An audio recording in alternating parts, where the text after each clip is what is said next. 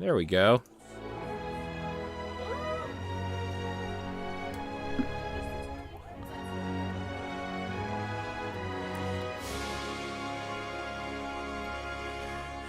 Alright.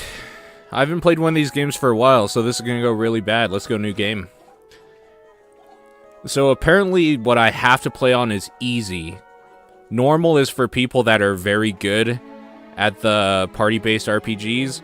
Hard is for those people that want a challenge, and Path of the Damned is for those people who never want to finish the game.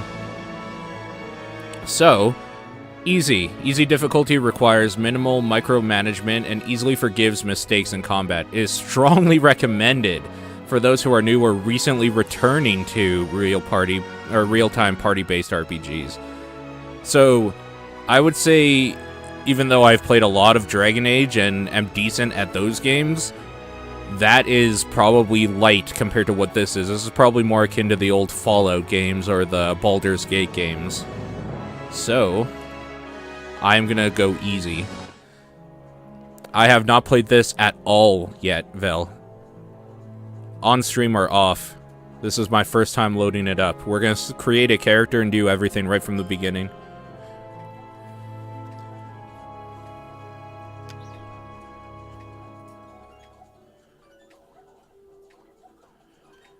The tombstone icon indicates a memorial. These are personalized messages written by our backers. Many of them break the fourth wall, so players desiring to complete immersion may wish to avoid clicking them. Fallout 1 and 2 are really good. Baldur's Gate is really good, but I've played those back in a time where I was patient. So they were free on GOG. 5 wagons grope blindly for the path on a starless night, their master glancing ever upward to the skies for assurance that he is on the right course. A dim lantern, Aaron. his only protection against the encroaching darkness. But the skies bring no comfort, shining in no light, betraying no hint of what they know. The caravan carries travelers bound for the frontier hamlet of Gilded Vale, you among them, where a local lord has offered land and wealth to settlers from abroad looking for a fresh start. You have taken suddenly ill, sweating and shivering, and one of the other travelers signals for the caravan master to stop on your behalf. He pulls up just in time to avoid plowing into the trunk of a fallen tree that bars the way ahead. You will go no further tonight.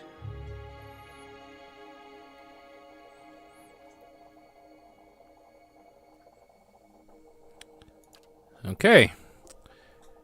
So that sets up what's going on, I guess.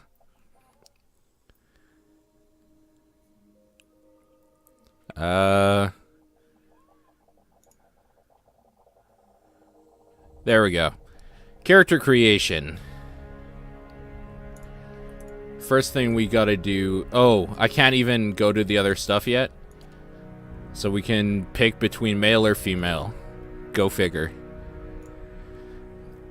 Okay, male. The place of men in society varies from culture to culture. Culture is like Adir, and the Direwood place them at the forefront of military politics and heavy labor. Among the tribes of Nazitek? Whatever. Men perform many of the homesteading and organizational duties. In Ire Glanfath... Oh, wow. There's more text. So, Ire Glanfath is a territory comprised of the forest southeast of the Bale River, populated indigenously by a group of loosely affiliated tribes collectively known as Glanfathans, and governed by a council of its 6 most powerful tribes.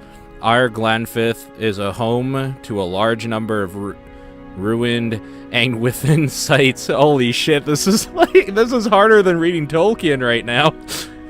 Which Glanfathans hold sacred. The ruins have been at the center of a number of large-scale conflicts with Deerwooden colonists whose settlements often encroach on Glanfathan territory and who frequently seek to plunder the ruins for their relics. Okay, so that is the story of this one place that they throw away in here. So in those areas, men and women have more fluid societal or social roles. In all societies, there are exceptions to the rule, and men can be found in a wide variety of stations and professions. Female. A woman's role in Eora is largely dependent on where she is from. In the Aedir Empire? Aedir? Probably Aedir, right? Aedir Empire, Vailian republics, and the Direwood, women occupy many domestic, educational, and organizational roles. They are the primary hunters, soldiers, and leaders of the tribes of the Naz'Tak in Ire Glanfath and Ixamitil. Ugh. Middle? Whatever. Women and men have more fluid, blah, blah, blah. So it's basically the same ending there. Holy shit, there's so much lore. There is so much lore. This is the first option in the character selection screen. There's societal roles for which gender you chose. This is ridiculous. Okay. We'll just play as male then for now. Okay. Now race. Human. Humans, commonly called folk, are the most common race in the Direwood and the Aedir Empire, Old Valia, and Vailian republics. Though not as large as a towering Amawau. Oh my god, humans are known for their strength and willpower. Resolve +1, might +1. Oh my god, it's the, what's it called, people from... It's the blue people from Avatar. What? Oh my god. I can't even pronounce real things I know right anymore because of this game. Okay, might +2. They are known for their unparalleled strength. We're obviously going to play a dwarf. The dwarves look ridiculous, okay. By virtue of land covered and number of colonies settled, dwarves are the most well-traveled race in the world. So, might +2, dexterity -1, constitution -1. Interesting. Alright. Avatar. This is exactly right. Elves are the dominant race in Ire Glanfath, or whatever, and the white, that wens and are extremely common in the Direwood and Aedir. Jesus Christ. Okay, whatever. Dex, perception. The Orlans are basically halflings. They are resolve +1, -1 might, +2 perception, and godlikes? That is a terrifying race. Wow, okay. We have to read about this. The godlike are children of the Kith, quote, civilized races, who have been blessed with the physical aspects associated with the gods, though some do not consider it a blessing. These aspects may take many forms and have often come with mystical powers. Aberrant shape heads are typical, and godlike are unable to wear protective headgear, and it is near impossible to find anything that fits. Because of their unusual nature and their inability to reproduce, godlike are often viewed with fear and wonder. So they have dexterity +1, intelligence +1. That's not very godlike if they only have 2 things +1. Like dexterity and intellect +1, that's like a smart ranger. Okay, whatever. Dwarf. Oh, and now we get to choose if we want a mountain dwarf or a boreal dwarf. We're just gonna go with the mountain dwarf, probably. Hale and hardy mountain dwarves have a bonus to defend against poison and disease attack. Boreal have hunter's instincts, +15 accuracy against any creature of the wilder primordial types. Okay.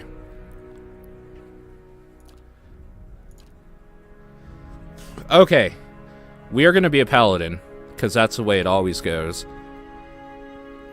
Oh my god, there is so much shit about each class, too. Okay, a barbarian, brutes, madmen, berserkers. Though city-dwelling people often use the term barbarian with a dose of disrespect, these rural warriors are respected by their communities for their ferocity and fearsome presence on the battlefield. Barbarians have a special, almost religious role in some cultures, but in many places, the undisciplined, fearless style of the barbarian is simply how warriors conduct themselves. Starting ability, Carnage. When barbarians hit with melee attacks, they automatically make reduced damage attacks to all their enemies within a short distance of the target. Athletics +2, survival +1. Endurance, 48 plus 16 / level. Okay, 16 divided by level? So 16 at level 1, I'm guessing. Or no, wait. Wait, what is this? Hold on. Okay, I know what endurance means. Okay, very high, whatever.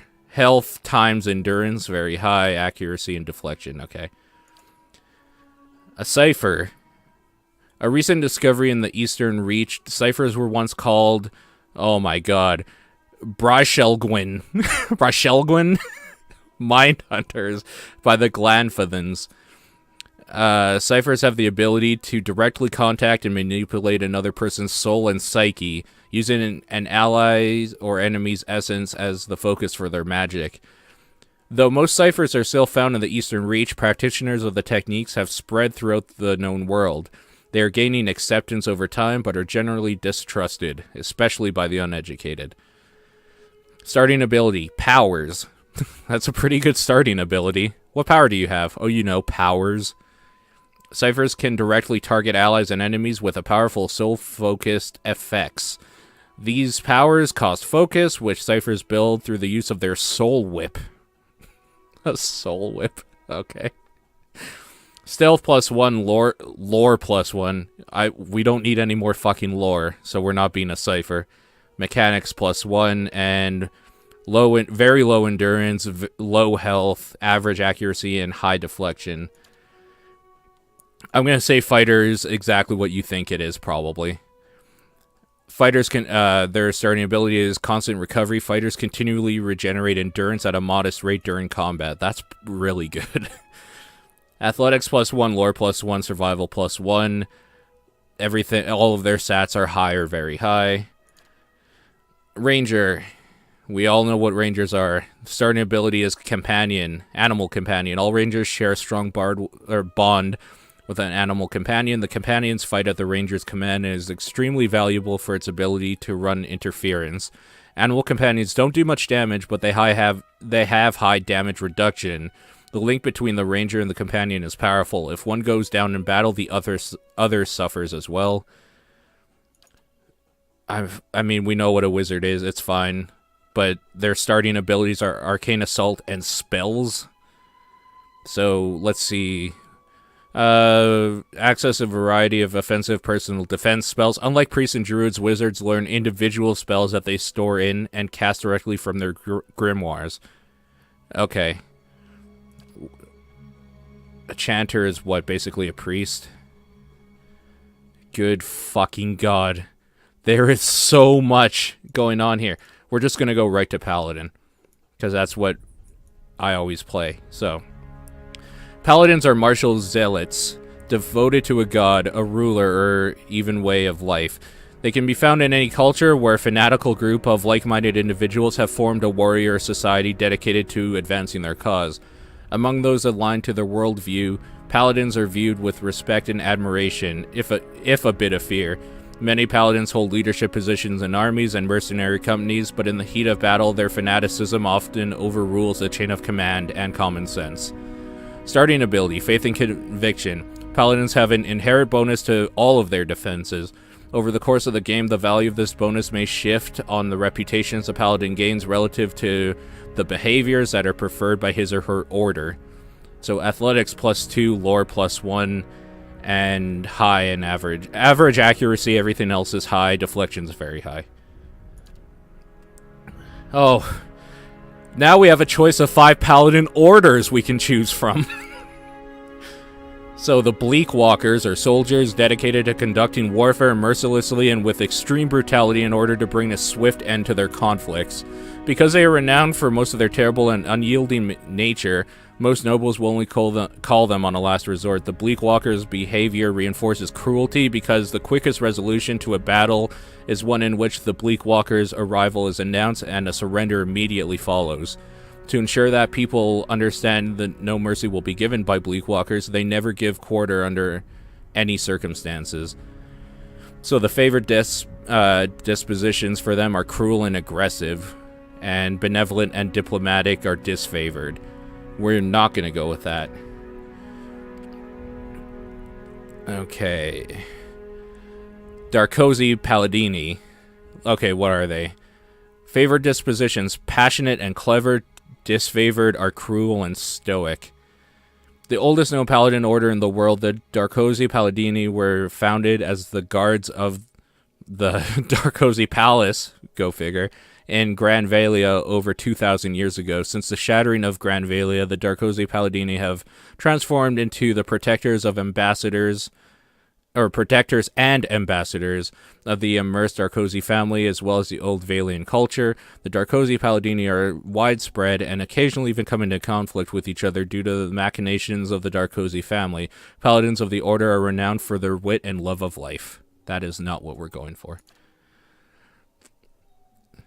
The Goldpack Knights are an order of mercenary paladins who sell themselves for all sorts of defensive and offensive engagements. They emerged on the Pearl Coast a few hundred years ago and managed to survive the destruction of the dwarven nation that created them. Goldpack Knights are not especially brutal and are willing to shift direction based on their desires of their employers. As their name suggests, the Goldpack Knights believe in payment forms as a binding contract. They are known for being non-judgmental, professional, and impressively mirthless. Their favored dispositions are stoic and rational. Disfavored are passionate and aggressive. Kind Wayfarers. The most widespread paladin order, the Kind Wayfarers are guides and protectors for travelers, often people of limited means traveling in dangerous areas. Kind Wayfarers lack the noble prestige of other paladin orders, but are widely respected by commoners and for their generosity and compassion. So much lore, I know. Kind Wayfarers lack a centralized structure, and many members operate independently in remote areas. Though the order is known for not being wealthy, in recent years they've improved their finances via cartography and working with groups like the Hand Occult to develop travel guides for little-known parts of Eora. Benevolent and passionate are their favored dispositions, and disfavored are deceptive and cruel. And the Shield Bearers of Saint Elska, I guess. During the peace negotiations, an archer from whatever, honest and diplomatic. We are going to go with the Goldpack Knights. Mainly because it's easy to say, and because Paladin for Hire seems to work out. So I get to choose an ability here. Flame of Devotion calls upon the Paladin's inner fire, causing their equipped weapons to burn into flame and adding burn damage to their next attacks. You can use it twice per encounter. Speed, instant, effects, user, full attack plus 50% damage as burn. Or Lay on Hands, fueled solely by belief, the Paladin is able to heal with the touch of his or her hands, recovering a substantial amount of endurance for the Paladin or an ally in range. That's once per encounter, average speed, 3 meter range, and the effect is allied target plus 34.3 endurance over 5 seconds. We're going to go with that. Okay. We are done picking the basic lore attributes for our character. That only took probably about 10 minutes now. Ugh. So, this is a pretty simple thing here. It looks like anything with a star on it, highly recommended, or gold star, highly recommended for your class, silver star recommended for your class, and this is just like anything else here. So what we're going to do is, our might's already pretty high. We have 15 points though. And I think I take a negative to this, dexterity.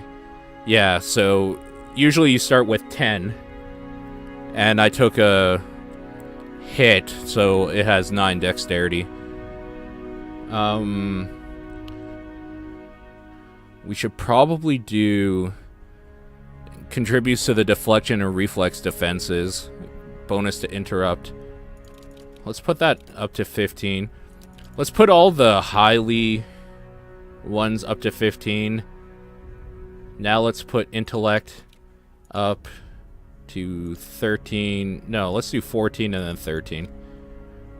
Yeah, I'm okay with that. So here's our attributes here. Now we get to choose what culture our character lives in. Holy shit. I'm not gonna read all of this. There is no fucking way. There's so much here. Let me find... Okay. I don't know how to pronounce that, but that's probably fine. Intellect +1, resolve +1. Resolve seemed pretty good. I'm trying to find... Intellect +1. Constitution +1 might be okay.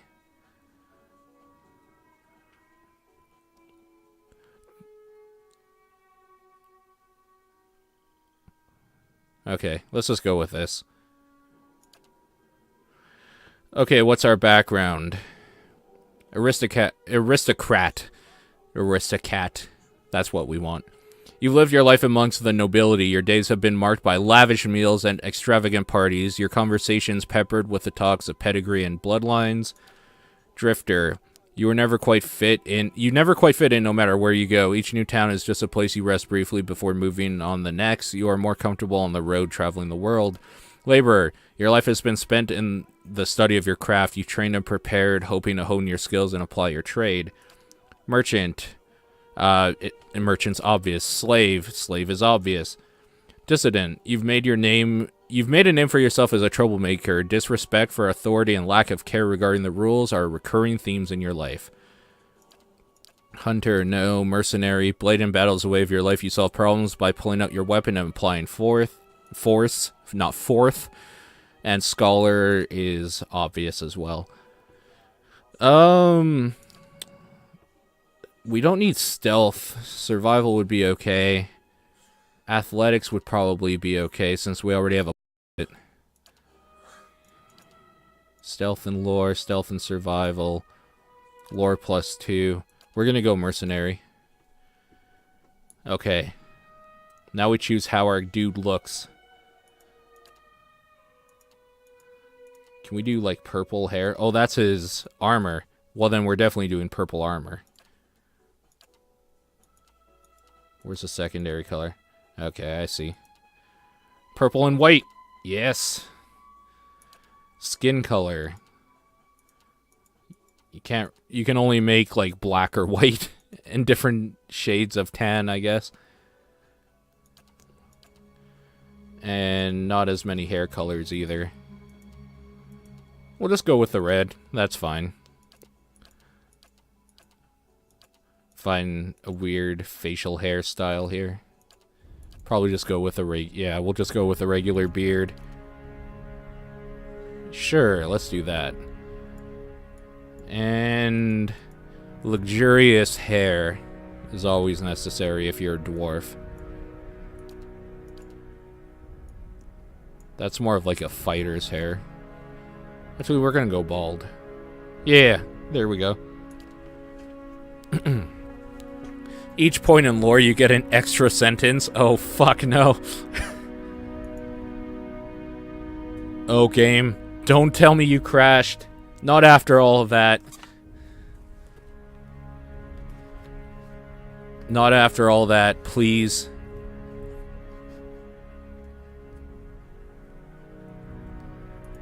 Okay, cool.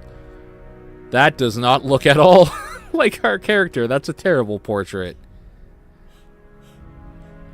Oh, is it gonna have a hell of a time loading every single portrait? I bet it is. This was published by the guys that did Magicka, yes. It was published by Paradox. That looks even less like our guy. These portraits are taking forever to load.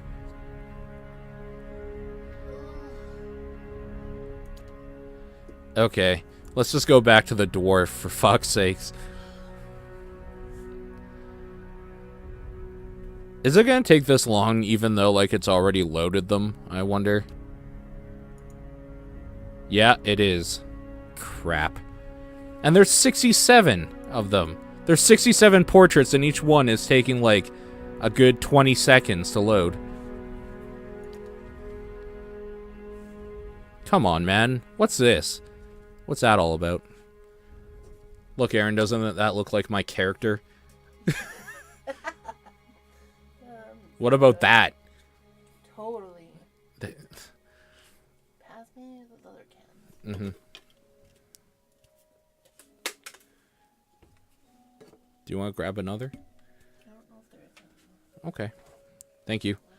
There we go. The dwarf. Oh, and now there's so many voices we can choose. Are you going to give us... Can you tell us, like, can we get a preview? Oh, it's so quiet. Okay. Hold up.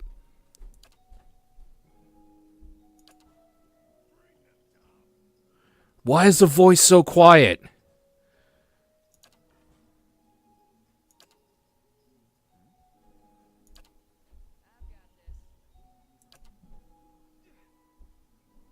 Okay. Good enough, Stoic, whatever. And just because I'm unoriginal, I'm going to use my D&D character's name.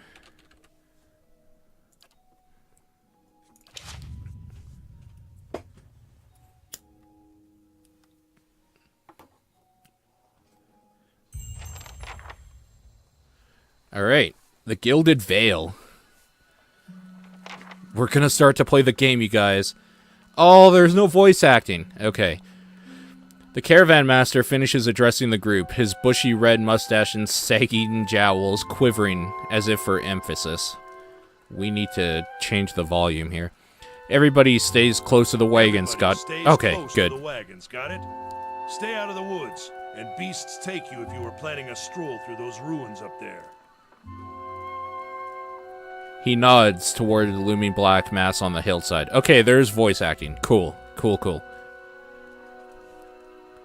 I think. The area is crawling with hut-dwelling types who would be happy to stick an axe in you for trespassing. So mind that you don't track mud on their sacred blazing rocks. Tonight, everybody stays put, and in the morning we'll get the path cleared. Gilded Veil's less than a day out. Understood? At last, the Caravan Master turns to you, frowning as he looks you over. Touch of the rumbling rot, could be. There's a stinging beetle round here, carries it.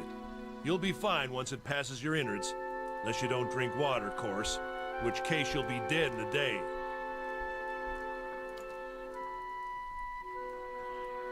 There's a berry grows in these parts, small and pink, called a springberry. About the size of a fingernail. Give you cramps if you eat it, but the frontiersmen make a tea from it. Calms the insides. Should get you through the night. You might check around, see if you can find some. Meanwhile, I'll see if we can scare you up some water. Okay. Madama looks over his shoulder at his assistant. I know you want to hunt before it gets much darker, but see about refilling our water first. Got a sick one here. He nods in your direction. Sparfell nods and slides the worn bow over his shoulder. Where would I find these berries? They grow on a bush that's common round here, kind of funny looking. You'll know it when you see it. Doubt you'd have to go far off the road to find one. What are those ruins? Nothing you won't see on half the hills of Air Glonfoth. Glonfoth, there we go. Selling their knickknacks in Defiance Bay, if you don't mind getting stuck with Glonfoth and arrows now and again. They didn't build them, but I'll be the effigy if they don't watch them like a mother bear. Of course, all the ones around here have been ransacked 10 times over. Got nothing left worth half a pond, so I hear. He adds with a wink. So who did build the ruins? Got different names for them. Settlers called them Ingwithans. Nobody that liked them enough to stop them becoming ruins, tell you that much. Is it dangerous out here? Not if you hurry about your business. You gotta talk faster. What kind of weather do they get out here? This time of year, rain mostly, and wind. but there's a different kind of wind out here time to time. Locals call it a Beowick, born out of the ether, the spirit's path. Never seen it myself, never cared to. What are these huge rocks coming out of the ground? He frowns. They don't got Adra where you come from? Well, it just grows up out of the ground like this. Goes deep like tree roots. Some of it all the way to the heart of the world, you believe the stories. It's more like a shell than a proper rock. Easier to work if you're a mason. Got all kinds of strange properties. Seems to have some kind of life of its own. Dies if it gets dug up. Loses its luster. Folks think it probably grew at one point or another, but not these days. The soul butchers in Defiance Bay use it for different things. I've heard tell it can hold a man's soul, but I don't care to see it. Got enough to worry about without seeing something like that. I'll go see about those berries then. Hold on. Take someone with you. I know you're not some helpless tenderfoot, not like most of this lot. But you drop dead, I don't want to be looking for the body. Got a schedule to keep.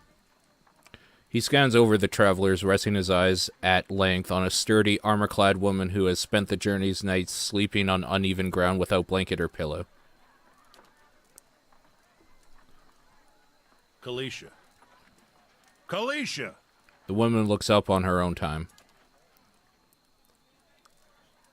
He needs to find some springberries. Watch that he doesn't drop dead. No promises. That is not the accent I was expecting for a woman named Kalisha. All right. What kind of guide says something like that? Kind you can afford. Odema chuckles and shakes his head. He looks Don't at you. listen to her. You're in good hands. And I pay too well, if anything. He casts a sidelong glance at her. Odama's small grin recedes beneath his mustache and he's stern. Aodin should have supplies. See that you're equipped before you head out. We're in harsh country. Holy shit, we're playing a video game. You heard the man. Let's get going before you keel over. Alright. The first thing we gotta do is turn down the sound just a smidgen here. We'll turn up the music and the voice down and the effects down. Because the music's pretty good. And now we'll turn that down completely. Alright. Yes. Okay. Right click and left click seem to do the exact same thing. We have attack, which is A. Formation, which is not on anything. Cancel is X. Select all is backspace. So I can probably select one. Yeah, okay. Right. Probably by clicking on their portraits as well. Yeah, there we go. Select all with backspace. Scouting, left alt or right alt? Keeping quiet.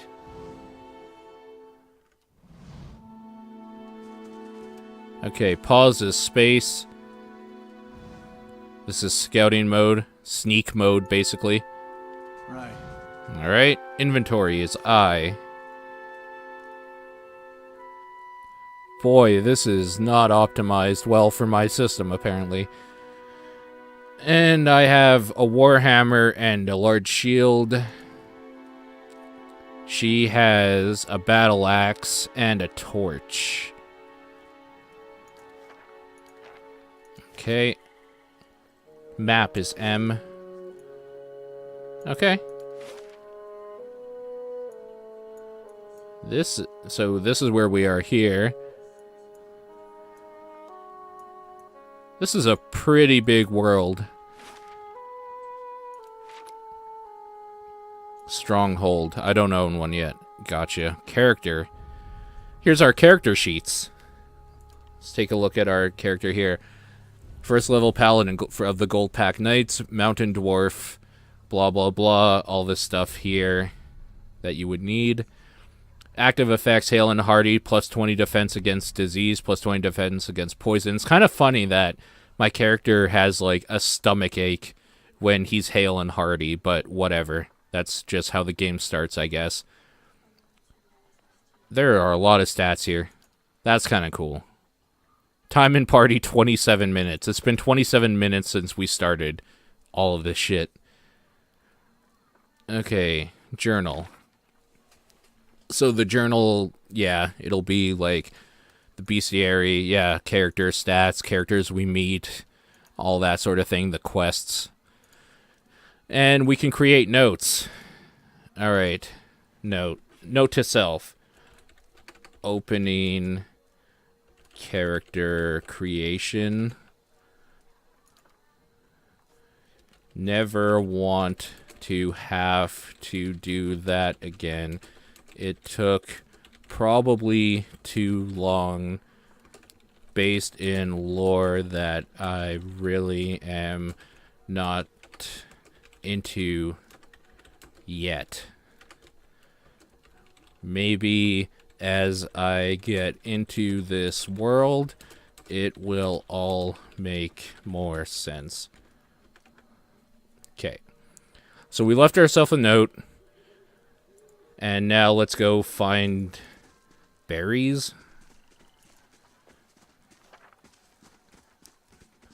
Anyone need supplies? I got Anyone need supplies? Okay. I've got sundries for sale. Okay. What do you got? You see a man wearing a simple tunic, but mostly neat clothes. He's transfixed, however, by a ragged tear in the seam of his tunic. He shakes his head and laughs when he notices you. Brought a whole wagon full of goods to sell, but not enough shirts for the road. He scratches one cheek with his knuckles. It's covered with uneven stubble, as if it hasn't gotten quite used to shaving on the road. Say, is there anything you need? I've got some basic traveling supplies for sale if you'd like to take a look. Let's see what you got. Do I have any starting gold? I have 100. Okay, so this is very much based on D&D, then. I honestly don't think I really want anything. Like, I would kind of like some better armor.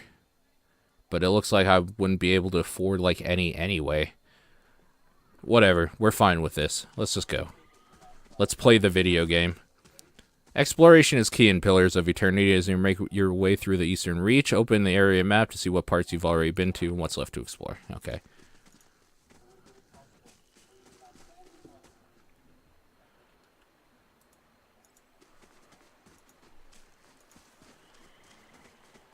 This is done very much in the old game style, which is, if you're looking for like that old type of game, this is really, really good so far based on that criteria. The corpse is cold to the touch, and a ripe smell wafts from its putrid waves. From it in putrid waves, a dark crusted bloodstain besmirches its simple what? Linen clothing. Okay. Can we just take all?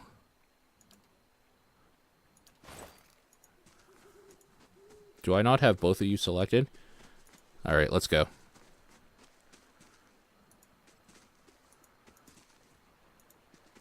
Wait, are those the berries, maybe? No, it'll probably have a thing over it.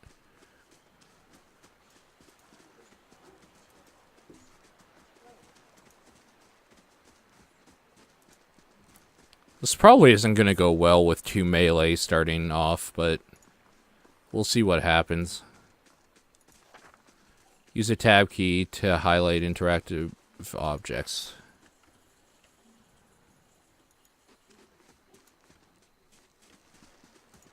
Oh, there it is. Okay. That is super helpful. This is recent. Not good. Damn right we're going to take the beer. The footprints around the campfire are indistinct and may have been here for days or longer.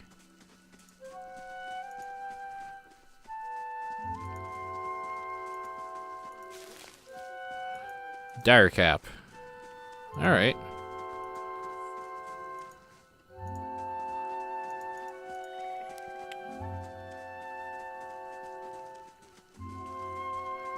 Oh, wait, there's a bottle of wine here as well. You go get that. What?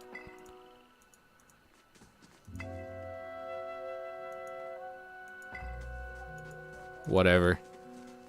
Let's keep on moving.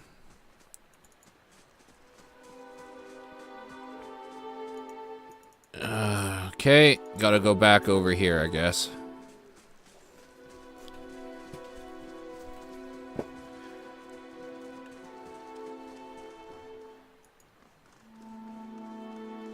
What's this button again? Alt, right. Stay quiet.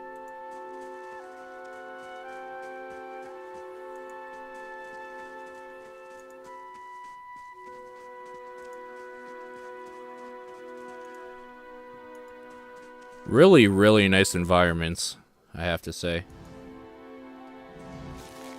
Steady does it. Burned lady. Alright.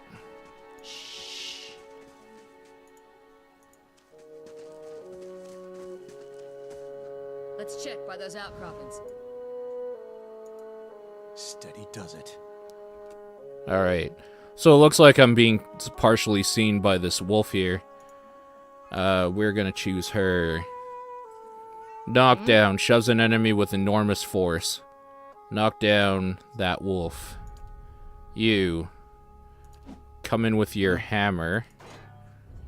And bash that motherfucker in the face. Pillars of Eternity combat uses a pausable real-time system. Okay, we know that. Thank you.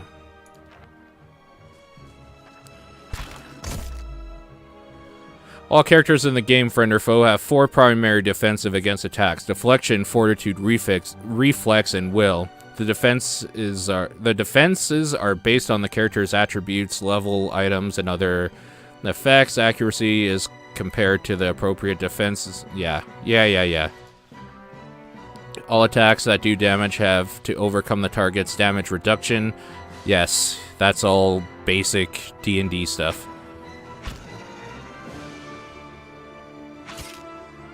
And that's super cool. And the right corner here, like up here, we can actually see what's going on here. So his defenses, his speed, damage reduction, like how healthy they are.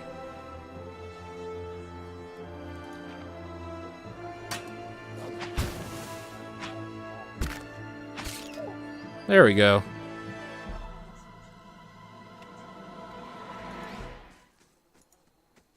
And the music just stops cold, which was kind of weird. Wolf hide. Cool. Oh, there's some berries. Oh, those are the berries I needed.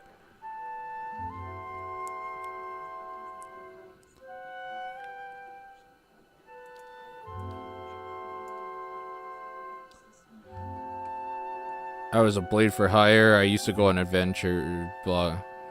That isn't your fucking business, Kalisha.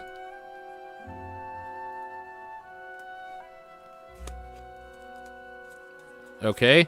I guess there's just no voice acting in this part. Been a long time since I've been this way, but I always did like it. Lord Raedric's offer makes a girl think. I'll give him that. You here to settle like the rest of the lot? No, just passing through. That's usually the case. Get away. It's usually the case with a big city just a little ways further up the same road. Where are you headed? I have no idea what I'm going to do next. Completely spontaneous, huh? Interesting. Well, there's probably no hurry to make up your mind. They've got an inn in Gilded Vale that'll put you up as long as you need. Or so my sister tells me. Anyways, I'm wasting time here. Odema will give me an earful. Let's be on our way. Alright, back to camp. You know, I wouldn't hold my breath that Sparfel's getting you water anytime soon. He does what he feels like, when he feels like. We should check up on him first, slap him around a little. Stream's just down that way. Come on, let's get you your water.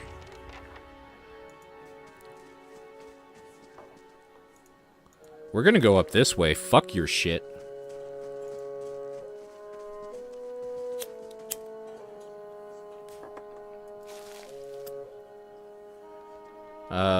what's this?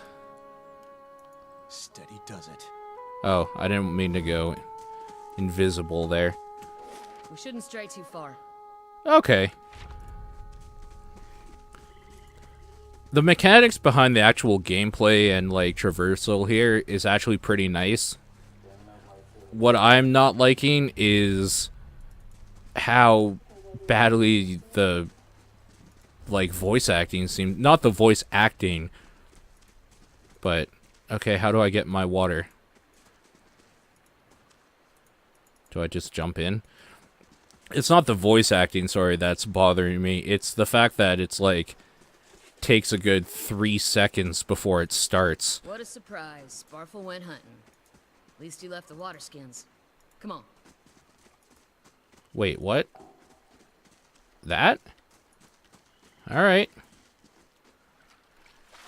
You crouch at the riverbank and dip your water skin in the cool water while Kalisha waits nearby, keeping watch. As you rise, you notice her look sharply up towards the tree line.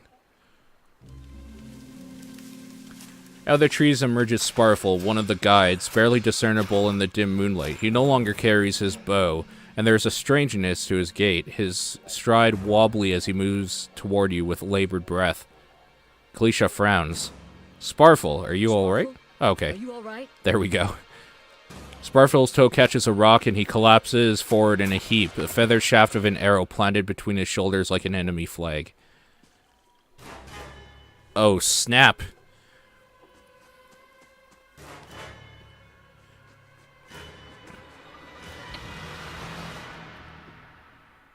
There's something going on with the audio here. There's no way it can be this bad. Hold on a second. Like, do I have something selected that is just making it... Also, why is this not up all the way? Big head mode. Big head mode gives characters heads that are ludicrously disproportionate to their bodies. Thanks, Josh.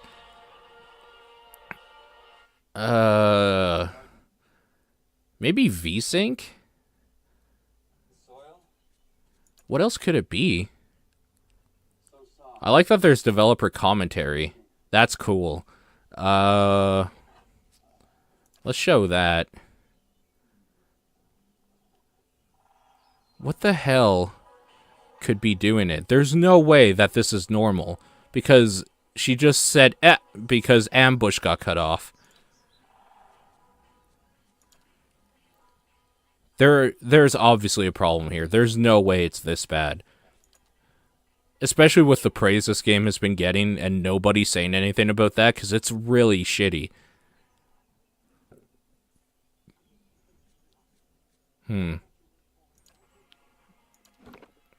Okay, anyways. What do we got here? Can we, like, select our guys here? Okay, Hunter... We don't know anything about him yet. And we don't know anything about her yet. Or that's probably a him. I'm not sure. Probably go kill this dude first. So let's knock him down on his ass. And you go attack him as well.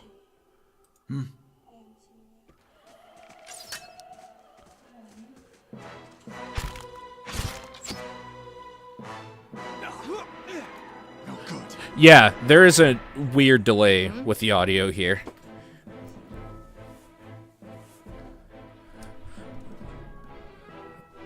Try restart the game is the only thing I can think of. Looked in the forum. Some people said turning the tutorial pop solves the sound problems for them. You can do that in the options menu. Under game, probably? Graphics? Like, where's the tutorial stuff? Combat, start, controls, no.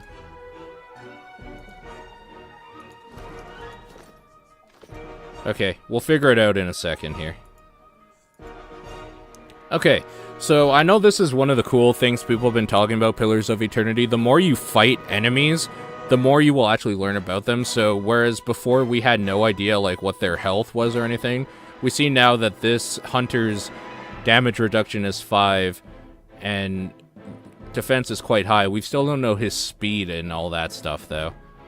So, let's just keep going with this.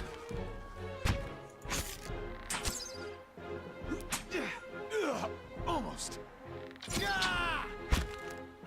I like that the health goes down over here for easy access. Are you going to attack this guy? Thank you. Okay.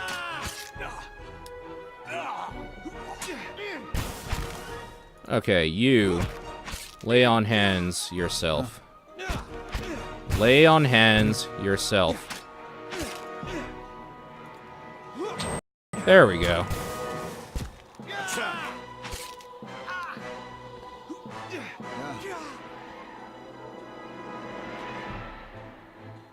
Come on, we have to get back to camp.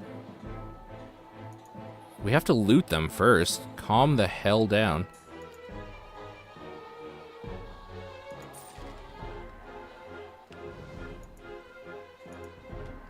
Oh. Choose both of them here. You have to catch up. Hmm? Choose both.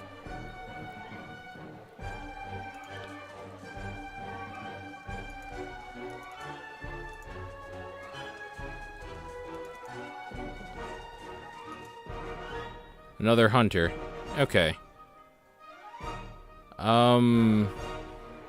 We're both melee, so we're just gonna run in there and fuck his day up.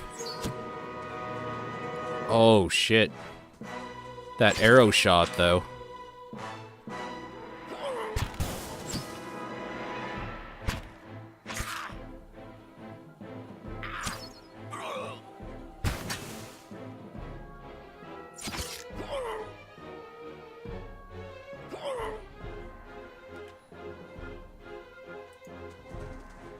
Can I not pick up anything off him?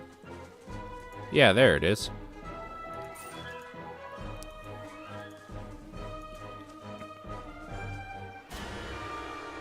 All around you lie the massacred remains of the other travelers, peppered with arrows and knife hilts, splayed and bug-eyed and filthy.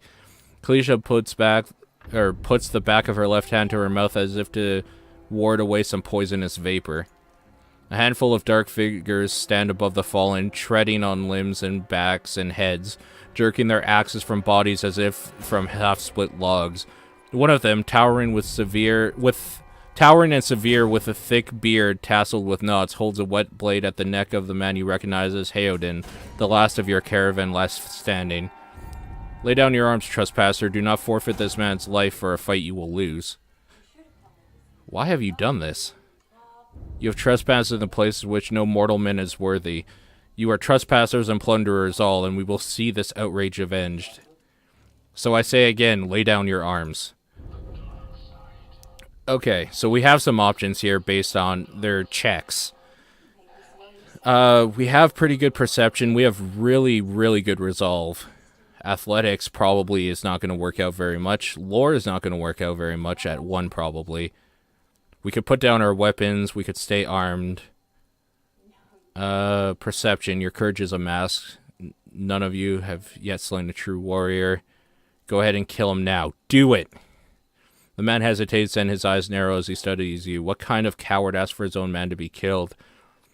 The kind who will be so enraged by it that no amount of pain will stop him from beating you so savagely that you will carry the disfigurement into your next life. Again, he hesitates. He looks off to the side, frowning as if reevaluating his strategy. With a deep breath, the man meets your gaze. You first, then.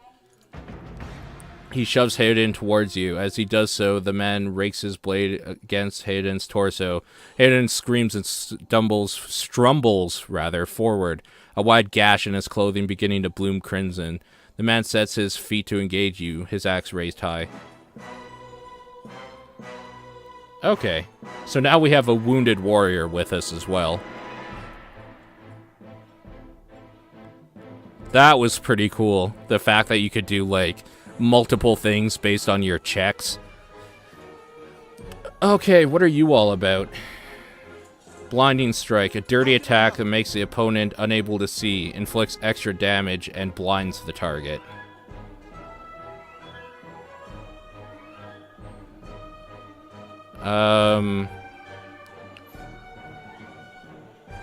Okay, he has a bleed on him. Bruised ribs. Minus 20 fortitude, minus 2 constitution. Since he's closer, he's gonna go blinding strike this asshole who's gonna shoot us with arrows. She is gonna charge with everything she's got to knock this piece of shit down. And he is gonna run here.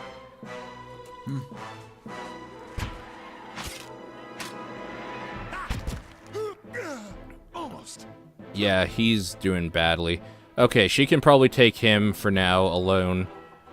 We need to maybe heal him. It seems like a lost cause right now, so what I'm gonna do is go attack instead.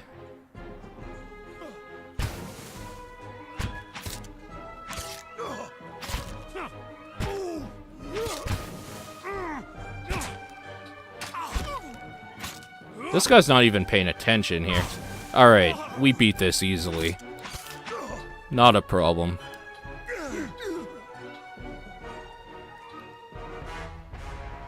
Your enemy lies supine on the ground, unable to rise. His companions now silent among the other dead. His breath comes in wheezing, fitful gasps. He looks not at you, but at the sky above you. Forgive us. Barely audible beneath his choked sighs, a spur of wind stirs the air. At this, the man's eyes roll back as he closes them. Good, good, the gods are just. A queer smile crosses his face. I am ready. The wind begins to swell, whipping around the camp, electric and volatile, upending pots and rattling tents like an angry spirit. You can feel it begin to seep beneath your skin, and where it pierces you, you feel as though it is rending you apart from within. Seated against the wagon wheel, amidst the howling maelstrom, slashed across chest and bowel, Odama's body stirs, and with great effort he raises his sagging head, his eyes barely open. He looks directly at you. Get inside. Run. Get inside! Run! There you go.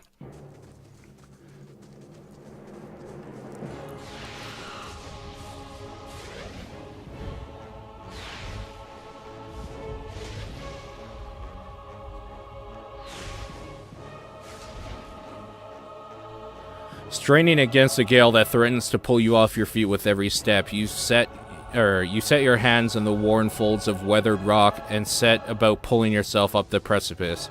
With the last burst of energy before your arms give out, you swing yourself up onto the ledge. Heoden trails behind, slowed by injury and delayed by early hesitation. As he nears the face of the rocks, one of the fallen attackers, who has been feigning death, lunges for Heoden and topples him onto rocky ground. Restrained, Heoden lashes out against his fatigued assailant, but struggles to break his hold. They are close to you. Despite the wind from your position, if you were to throw your weapon at the attacker, you would have a good chance of hitting your mark. I need dexterity 15 for that. Allow Heoden to break free on his own. Actually, no, throw the weapon. Fuck that guy. Your aim is true, and the hit jars Heoden loose. Lurching to his feet, Heoden clambers up the base of the rocks. As he nears the top, however, the wind flares, pulling him sideways and tearing one of his hands free. But diving onto the hard rock, you manage to catch a hold of it. Securing his other hand, you pull with waning strength, and it feels as though your arms be jerked from their sockets. They hold just long enough for Heoden to set his feet and join you on the trembling ledge. There's a deep resonance to the swelling wind now. You feel it in the rocks beneath your feet and inside the cavity of your own chest, as though it would shake the marrow from your bones. Each new gust menaces the old stones before you, loosening connections, unsettling balances. As you dart beneath the old archway, the entire portal begins to fall beneath its own weight. Jesus Christ. So much reading. Okay. We have to save, first of all. Oh, good. It saved for us, but we're going to save anyways. And I am going to quickly restart the game and see if we can fix this audio issue that we're having here. Pillars of Eternity has stopped working. Okay, so there was an obvious just problem going on here. Alright. Start it back up here. Change the scene back for you. Okay, and we're back in. So, continue? Will just take us right back to the autosave, probably. Wait for the moment that our eyes finally penetrate the inside of the subject. Definitely looks like it. See that flower? My eyes are penetrating the inside of you. Come on now. Load. Load. Because it's weird. It seemed fine for a bit, and then it was like at the portrait screen. Was that? Okay, there's still an issue here. Hayden's words come between wheezing gasps. A Buick. Had to be. And we're lucky to be alive. And we're the only ones. We can't stay here. There could be another collapse. We're not getting out that way anyway. Let's get further inside. Can you walk? Hayden's jaw tightens. He nods. Okay. So, let's look for this thing here. Blah, blah, blah. Quest up. Combat tooltips, maybe? In-game tutorials? Let's do tooltips. Tooltips are still good. Okay. I'm hoping that does it. Yes, save that.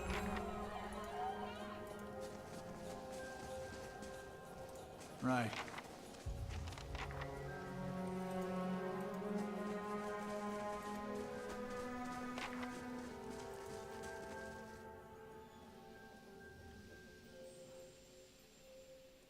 That should be far enough. But what now?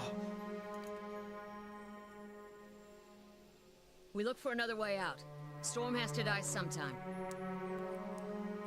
What happened out there? Who attacked us? Let's do this one. Kalisha shakes her head. Apparently she's not going to keep talking, so... Windstorm. Of a kind they only get in our Glonfoth? I can't remember how that's pronounced now. Not too many people live through them, so it's hard to know what's true.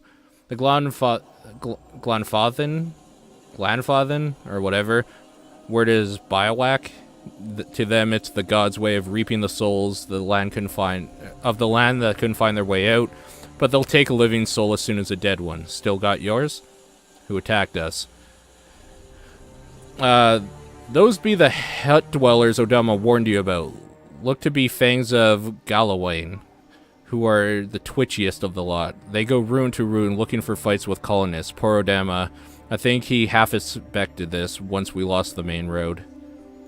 The Glanfathens have said we trespassed in the ruins. I don't believe that. Odema would never allow it. But as much as the Fangs are hotheads, Glanfathens don't attack without being provoked. Either they saw something and got the wrong idea, or she glances down to the passage beyond. Or there's looters in here with us. That's not something we need right now. What about everyone else in our caravan? Kalisa's lips press together and her chin ruffles. Her voice is faint. The wheels got a hold of them now. She looks up. Gods grant them better luck in the next lives. You don't seem too upset about all this. Kalisha looks you in the eye, a volatile current running beneath her voice. Maybe you just don't know me enough to know what upset looks like. And maybe I've seen worse, too. Seen worse and kept walking because there's nothing else to be done. And because there's other people you care about who still need you. Let's get going. Hayden takes a step forward and his knee buckles, and before anyone can catch him, he stumbles to the ground, his cheeks striking the time-worn cobbles. On unsteady legs, he claws his way up to the wall and back to his feet, but his stance is shaky, like a sailor walking on land after a time at sea. Please talk. I don't want to... Okay. Could we maybe stay here and rest a few hours?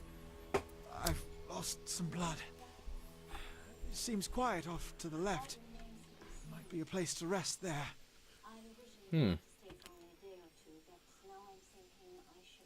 I hate to say this, Okay. but we can't afford to stay put.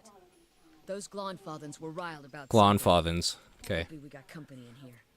Looters will be armed and ready to kill, and there's probably a lot of them. We can't be caught sleeping in their beds. Please, I just need to lie down for a while.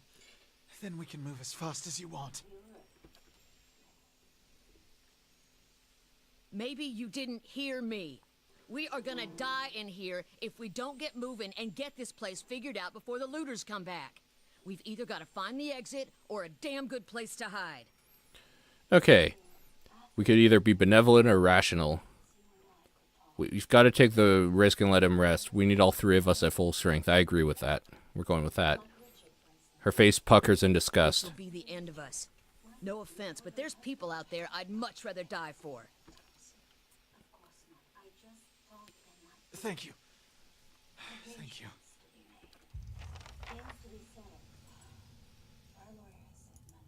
As we keep moving, like...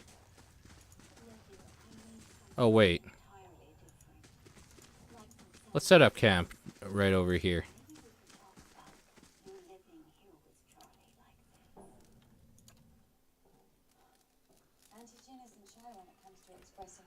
Nice campfire.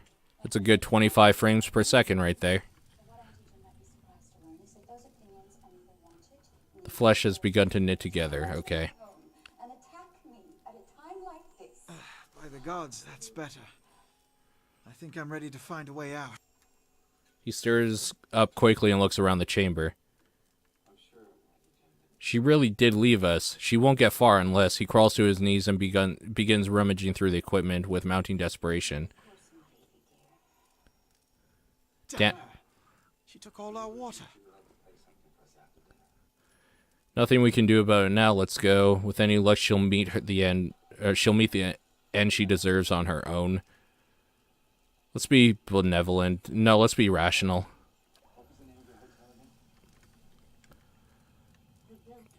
Nothing we can do about it.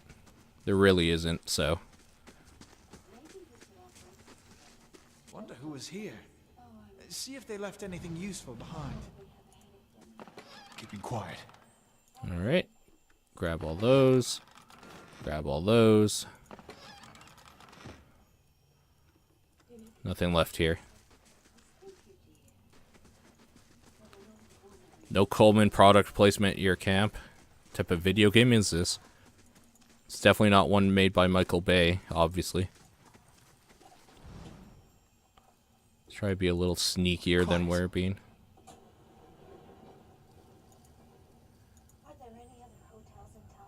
Okay.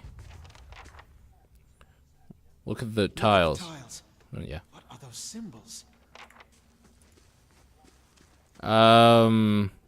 You know what? You go first.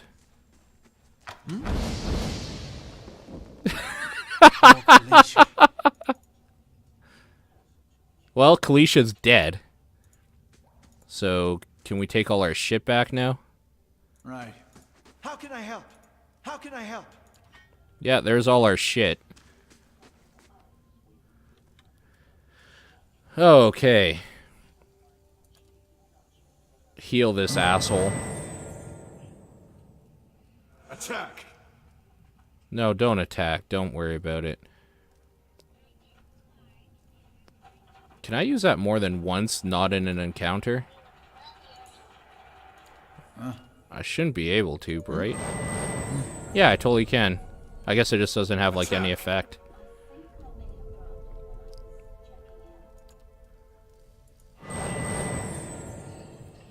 Okay. Anyways. Oh, it's taking forever to bring up the item window here.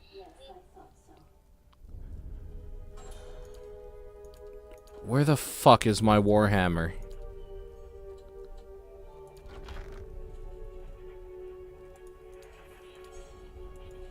Okay, this is my stash, I guess. That is not as good. That's definitely not as good. A battle axe. I'm gonna take that. And as for you, how the fuck do I change to you? Oh, it's just really laggy. What is going on with this game?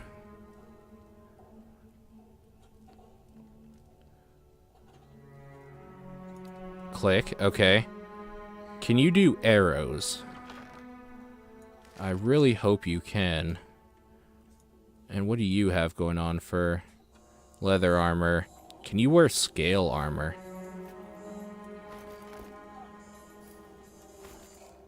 No, you cannot. Okay.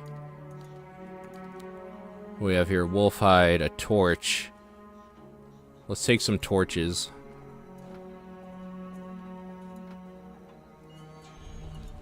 Crafting materials, the water skin. I already grabbed a bow for you. Put that in there. Some lockpicks. Take the lockpicks. Give me a torch. Put that in the stash. Let's see what our crafting looks like. Okay. I say we skulk around a little bit more. So walk towards him, choose the whole party.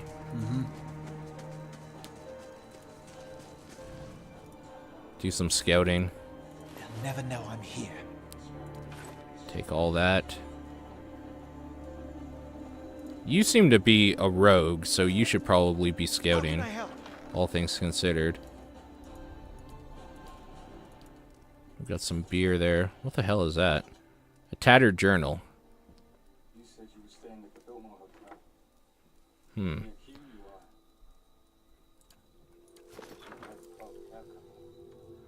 are. Actually, you shouldn't stay far behind, though, either. Sure. Oh, hello. Hello, demon. What the fuck is that? It's a Skulder whelp. Is it alone? Oh shit, I got seen. I should have made him scout out. Alright. So what we do is do the blinding attack on this guy. And you are going to bait him out a little bit. Ah, got you! It's no use. Dumbass. Oh, we got some meat. What the fuck? Phone? Where are you? Do you have my phone? It keeps vibrating.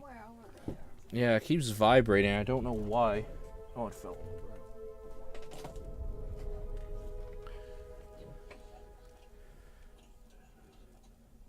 Alright.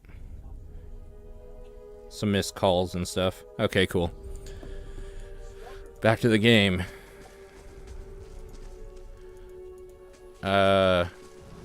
Okay. No.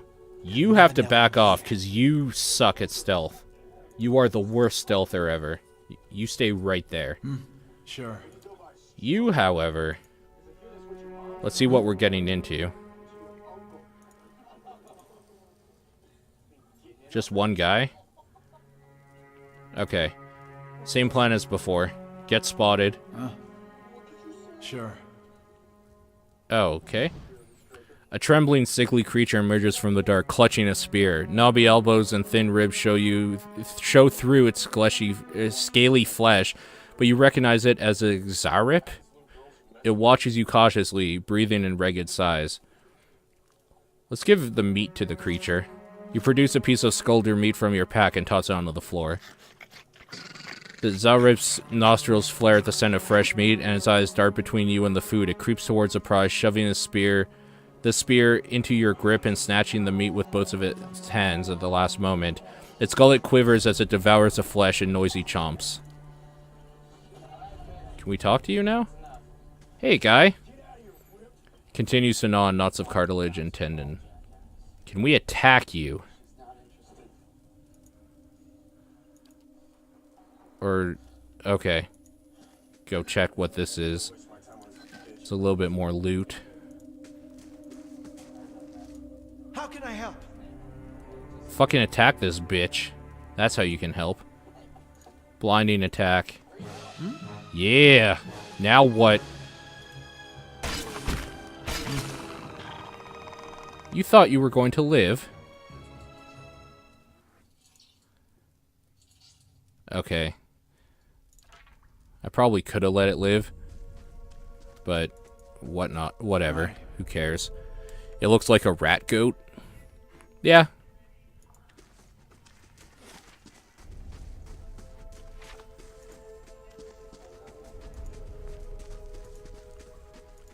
Am I able to open this?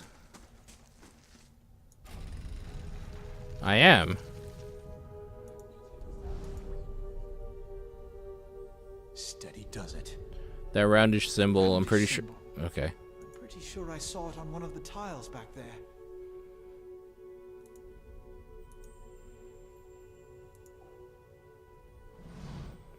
A line symbol is inscribed on the pillar. An unlit brazier sits at its base. It could be lit if you had the means.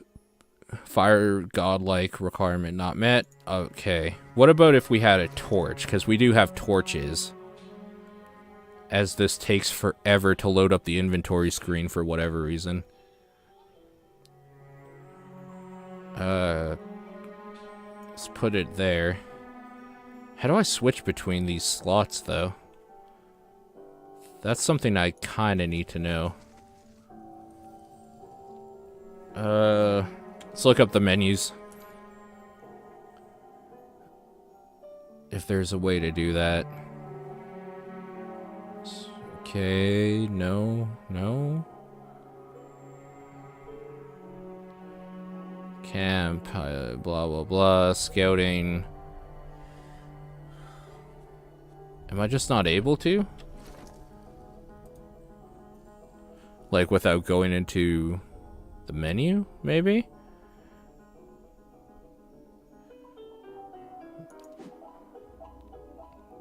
Like, will I be holding it now? Yeah, okay. And it's already lit. Use a torch to light it. The flames kindle swiftly in the brazier, winding their way upwards. Or winding, I guess.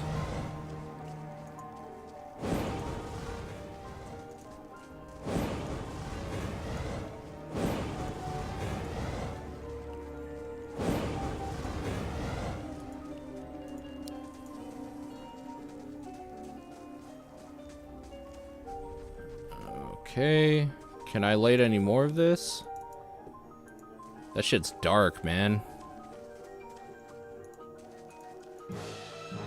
What the fuck is that? A black ooze. Okay. I gotta find out why this is lagging so badly. There is something going on here. Because, like, the whole game basically stops working for a second to think about what it's doing, and that can't be right.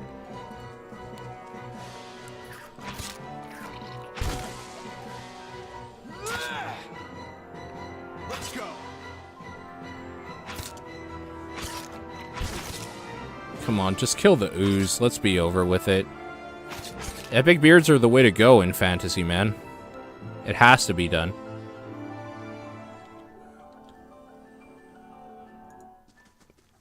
Pick that up here. Let's take a look at this body. A poleaxe.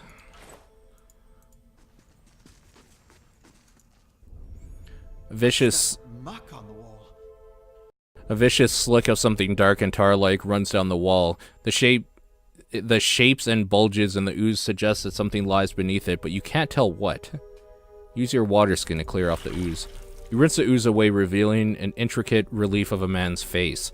The sunburst surrounding it has chipped away in places, but the details of his head, from the tight curls of hair to the ridges of his pointed ears, still showcase remarkable craftsmanship. One eye socket is empty. A gem fills the other. Place the gem in the eye socket? When did I get a gem?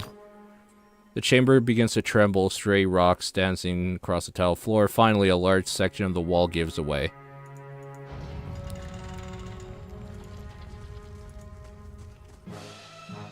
Oh, here we go.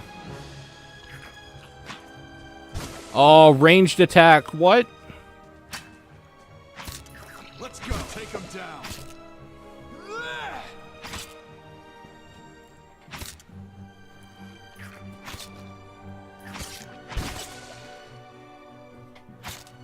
No good.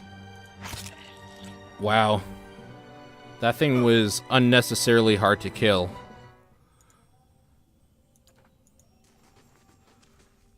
Is there anything in here? Ooh, minor cloak of protection. An amethyst. An Aedra.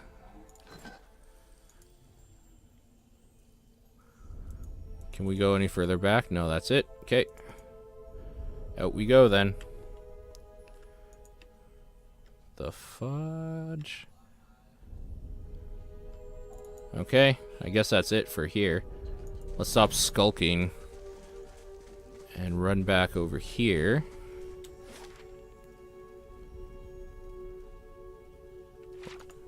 It looks like by lighting these we have a path now, but I kind of want to see what's going on over here. This mural must be ancient, yet the colors are still bright and vivid.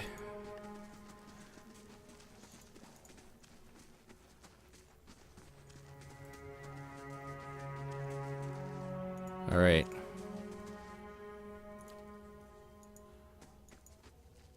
Yeah. Mm-hmm.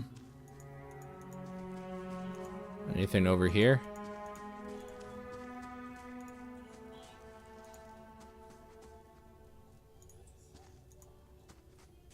Okay, one's done.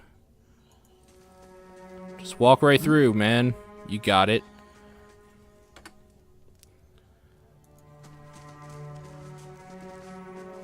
Do you feel that?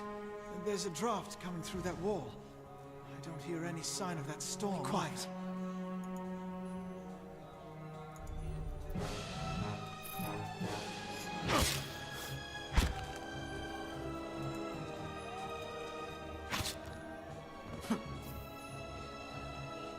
Come on. Can I loot it? I'm guessing that's a no.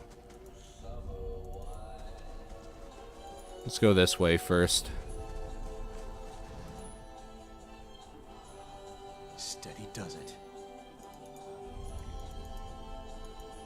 I could I can scout ahead. See what's around the corner. That's exactly what you're gonna do. How can I help?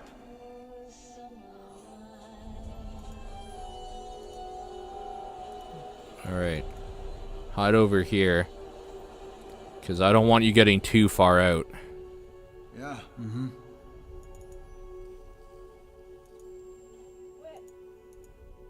You go there. How can I help? A crack runs along this wall from floor to ceiling. A light gust of air passes through it. Push the wall.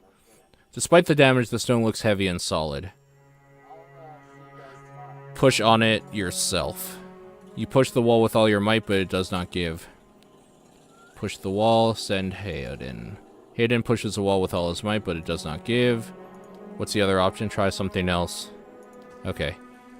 We'll come back to that then. You have to keep scouting, though. Quiet. Yeah. How can I help? Okay. Where would you like to go? So just one dude?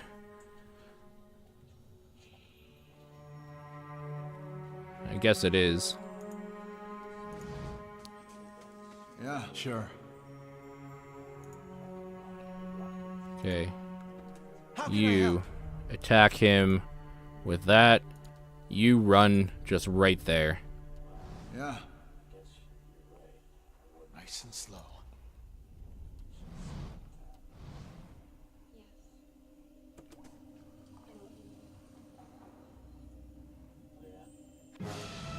Oh, okay. He wasn't going to see me anyway.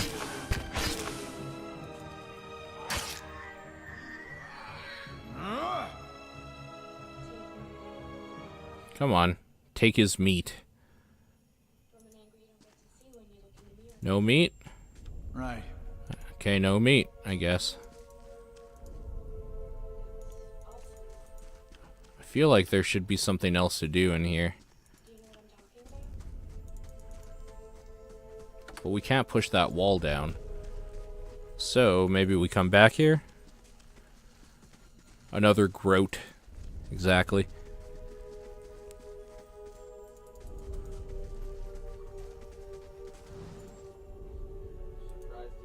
They'll never know I'm here. So just one spider.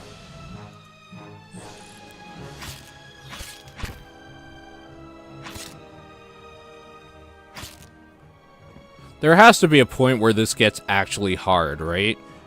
Because, like, I know I'm playing on easy, but even for people that, like, are new to this type of gameplay, there's no way that there's, like, any challenge in this at all for them at this difficulty level. Maybe I should have gone on normal, because I'm used to pausing and trying different tactics. Not used to it, really, but, like, I've done it enough that I'm not adverse to taking my time. Oh well, either way, it's going faster this way. I'm sure there's a point where this gets hard, so whatever.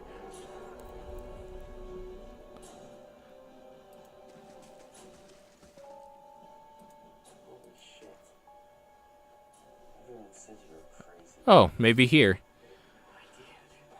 Older robed men. 4 figures stand before an otherworldly apparatus, an ancient structure of chiseled adra and metallic veins, ominous and looming like a silent observer. Standing motionless in their midst is what appears to be a human body, colorless as stone or ash. The other figures gaze upon it what might be contemplation. From your vantage point, you are well obscured from their view. The figure closest to the machine stands out among them. A thick gray beard frames a face otherwise hidden beneath metallic mask. His faded robes are embroidered with a runic language unlike anything you've ever seen, and he wears a strange black headdress with 2 protrusions that jut out like the wings of some malevolent creature. He addresses the petrified body. Oathbinder, bear witness. Okay. And see, this man has kept his word true to his last breath, full to his blood's last drop. Guide his soul, queen that was, and regard it among your favor. Let his life by the key be his confession. Let his death by the key be his absolution. May he walk the world ever free of the crushing weight of the book. The man passes his gaze over the others standing around him. I will accept no further hesitation from the rest of you.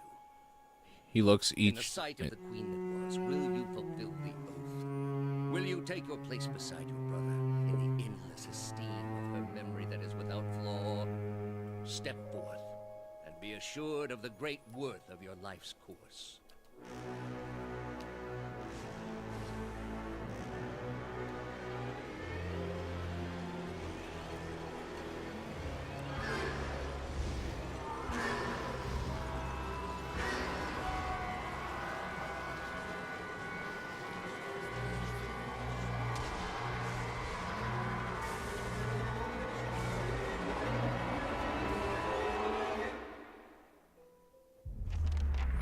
For an instant, the apparatus goes quiet and the air is still.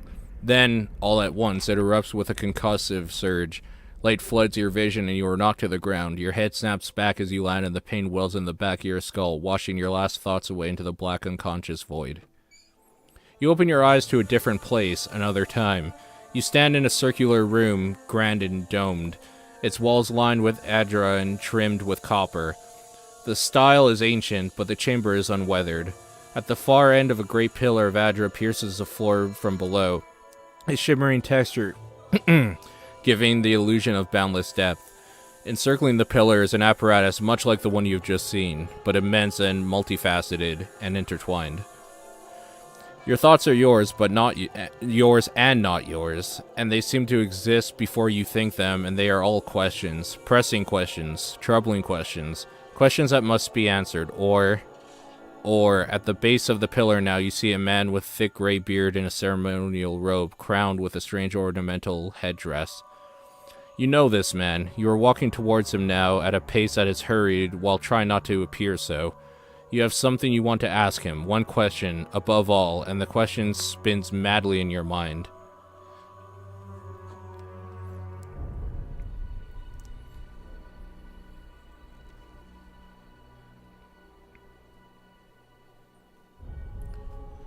You awaken to find your malaise is broken, only to be replaced with something far more concerning. Faint whispers are audible at the edge of your hearing, like a ringing in your ears that does not subside. Movement flits through your periphery, but when you do look, you can see no sign of whatever it was. You find your gaze regularly darting this way and that, an involuntary paranoid tick. If this is a sickness, it may be dangerous to go without treatment for long. The figures at the machine stand frozen in place, flesh and blood replaced by cinders and ash. The man who led them is nowhere to be seen. You find Hayden a short distance away in a shallow lake of his own blood. His body does not stir. You are alone and far from help. Gilded Vale may be your best hope of receiving treatment before things get worse.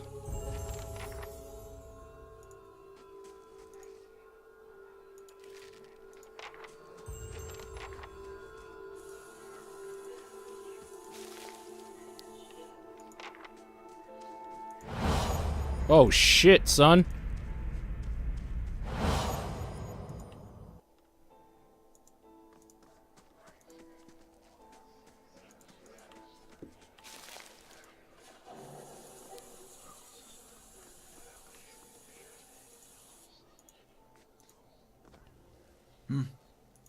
Vessel flesh. Whoa.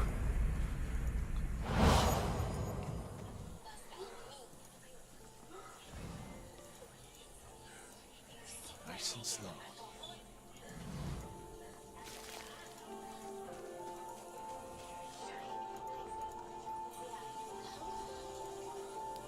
This massive structure is formed of stone, adra, and copper, and covered in strange glyphs.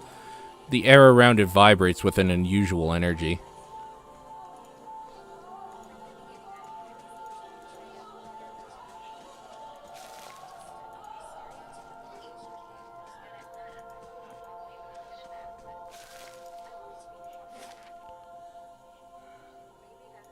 Okay, we're gonna try to go to Gilded Vale, I guess. It will take you 6 hours to complete your journey from Silent Lease to Valewood.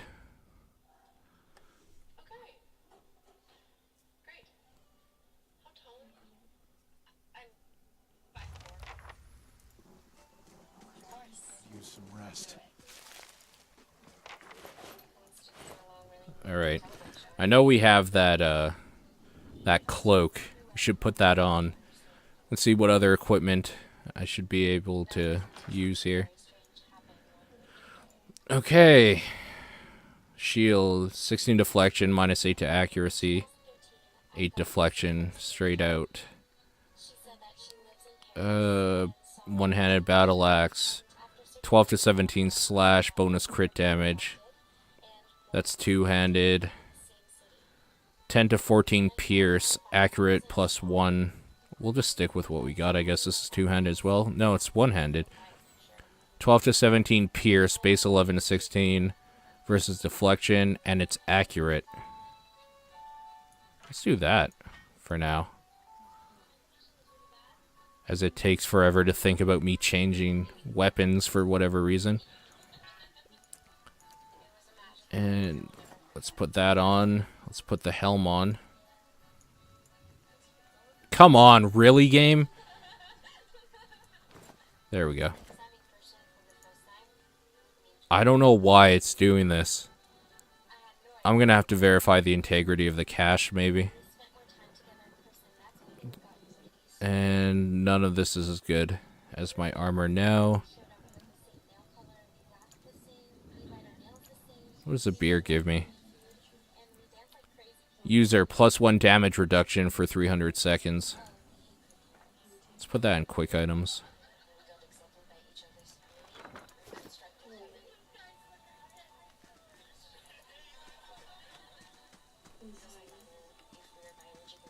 Oh, hello, ghost man.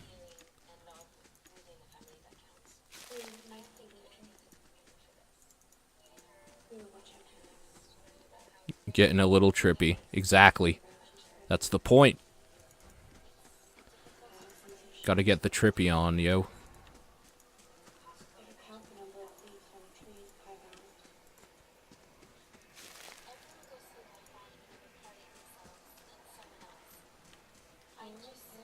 Nothing doing there. Okay, let's go down here.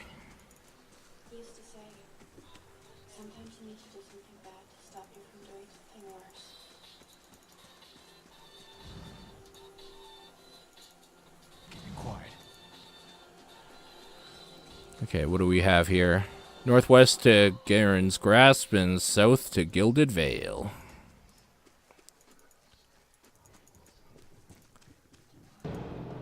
Oh, a wolf. Alright then.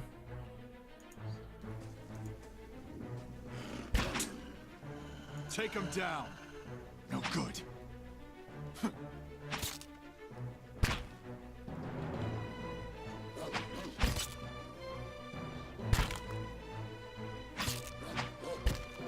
I guess we're gonna just keep trading hits here.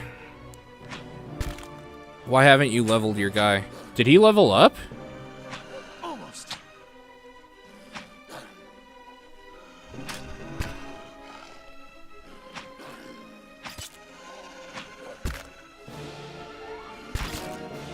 No good.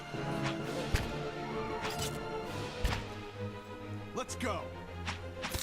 I'll go check that in a second. Whoops. No, bro. He's still first level.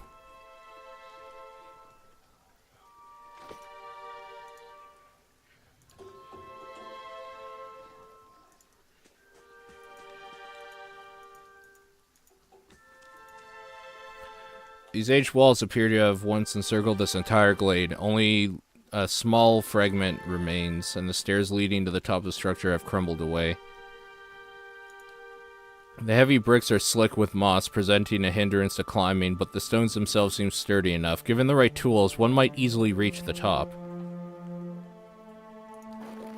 You find a handhold upon one of the large stones and start to pull yourself up, but the uneven bricks and odd angle of ascent make the climb difficult.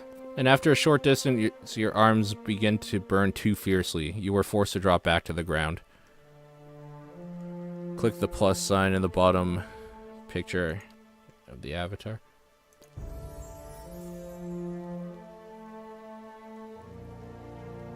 Oh, okay.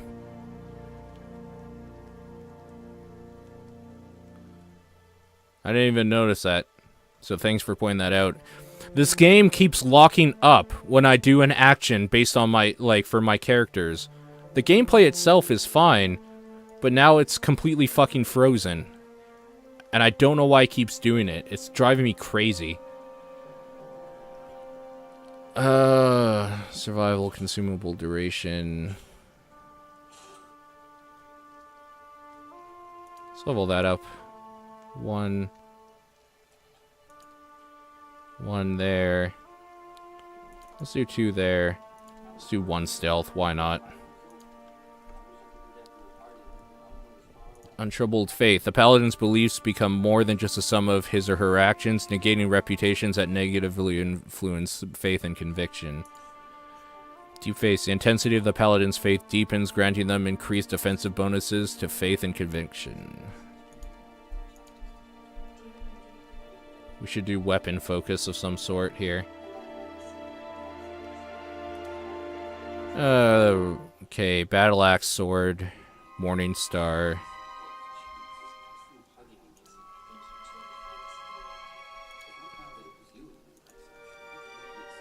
Soldier, great sword, pike, warhammer.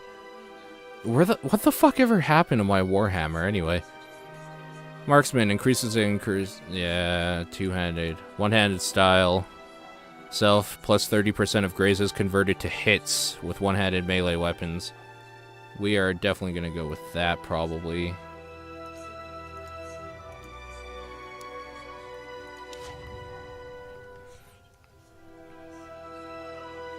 and wait 10 minutes for it to load again. I don't know why it keeps giving me such issues with that. Keep it quiet.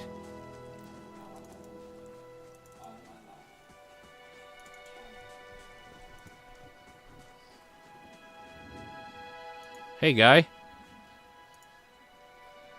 Man appears to be hurriedly dismantling his camp quickly, jerky movements. He looks up as you approach.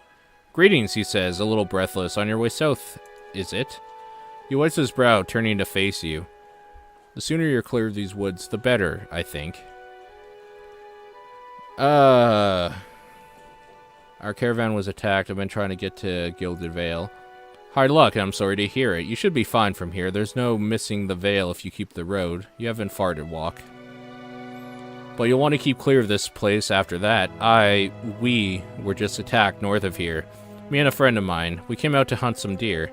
Came up on a bear instead. Great monstrous thing. And Pearly, he didn't make it. He shakes his head. I don't know what I'll tell his wife. In any case, this force already cost me a friend. I'm heading home before it takes anything else. Who are you? Name's Naunton, born and raised in Gilded Vale. Haven't had a spot of luck since. His face twists. Luckier than Pearly, I suppose. In any case, this force already... Yeah, okay. What happened to your friend? We didn't see it coming. Naunton's voice shakes a little as he speaks. We were following a stag. Pearly, he saw something in the brambles, and we went tearing off after it. We all but stumbled in the cave. Poor Pearly didn't stand a chance. The bear was on top of him before we knew what was happening. The beasts will take what they will, I suppose, he smiles sadly. And this time, Galawain's favor fell upon the beast. Or the bear, rather. Where did you find this bear? In a cave up a ways that way. He turns and points to the northwest. I wouldn't seek it out if I were you. It was a great brute of a beast. Would hate to hear that I took another life. Okay, I clicked out of the screen. That was my bad. At least it paused itself for me. That was nice. So in a cave up here. Let's just not go to a cave then.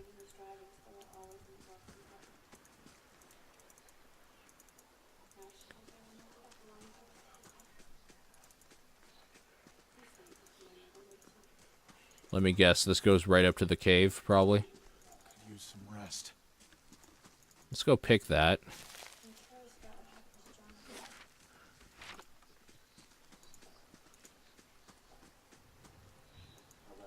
Let's try to sneak a little bit here. Keeping quiet.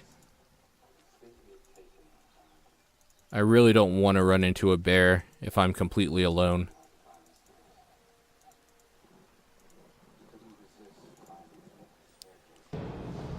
We are going to kill this motherfucker,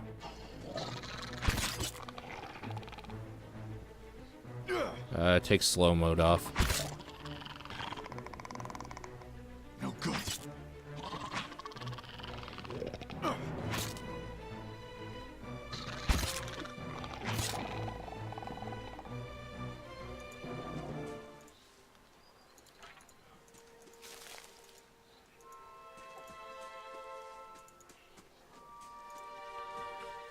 Fuck it, we're gonna see what this bear is all about.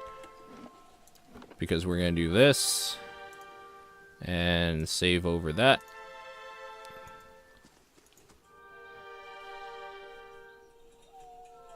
This is probably gonna go so bad.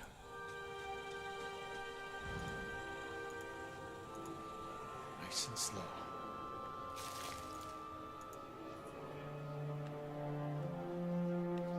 There's a young bear. Why do I have a feeling Mama Bear is right behind him?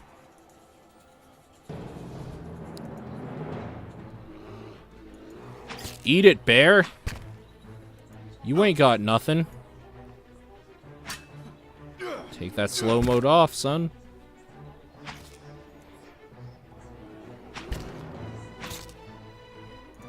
Use this. Get drunk.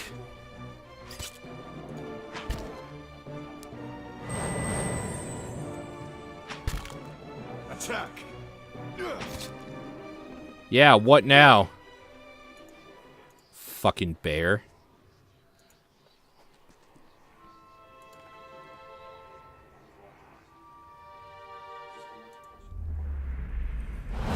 Oh shit. A figure drifts, suspended in the musty air of the cavern. Its form and features blur and twist in cascading ripples of incandescence. You feel its energy eddying. I've never heard that word before.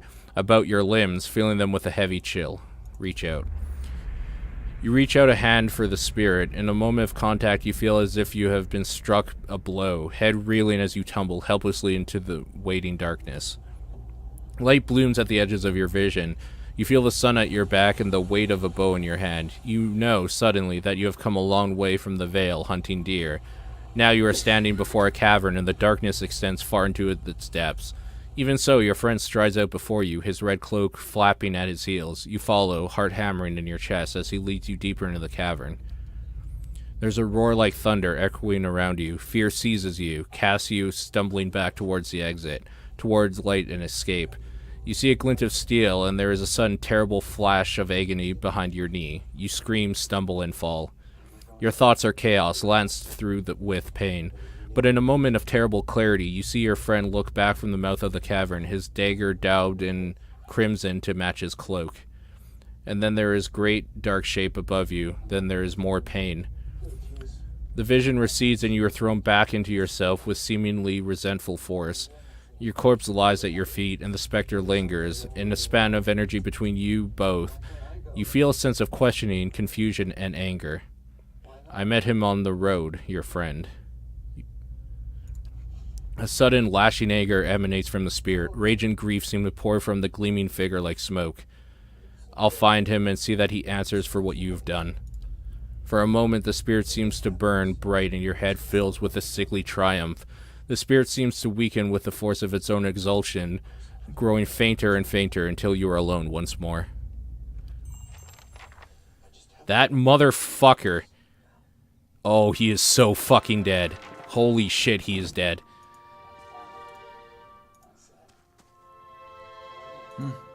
Mm-hmm.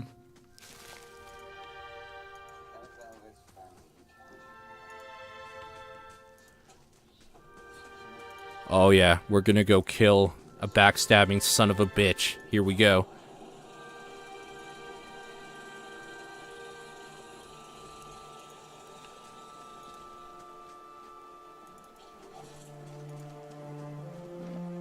Let's save, just in case, I guess.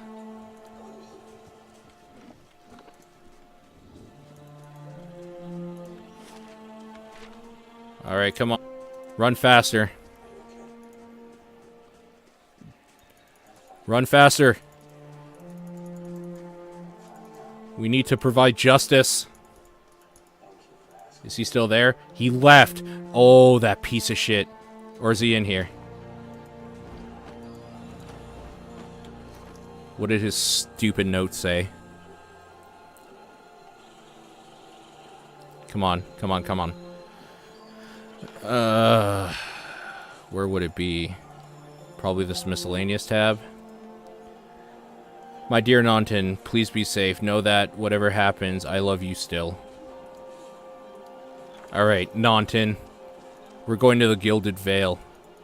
And we are going to fuck you up. How do I get out of here, though? Ruins. Bear Cave. Do I just click here? No.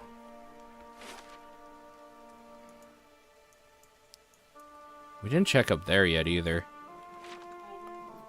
I mean, I would have assumed we just... south to Gilded Vale. There we go. Okay. It will take you 8 hours. 8 hours is nothing for justice. Gotta kill that backstabber. I'm so fucking angry.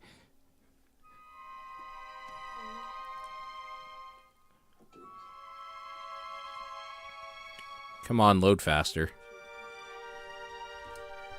Death to him. He's going to die.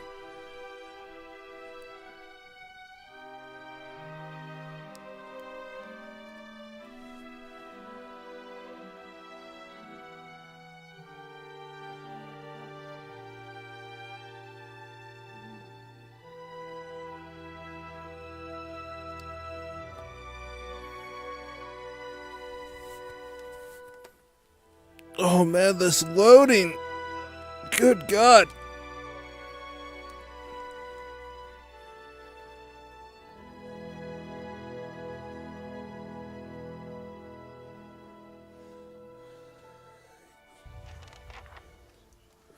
Alright.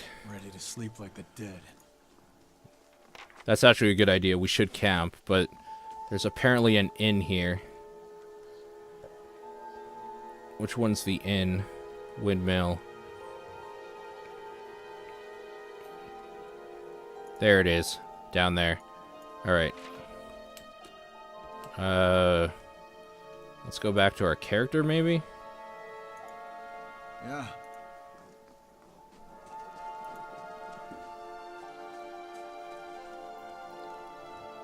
Oh, snap. Look at that hanging tree. Holy shit.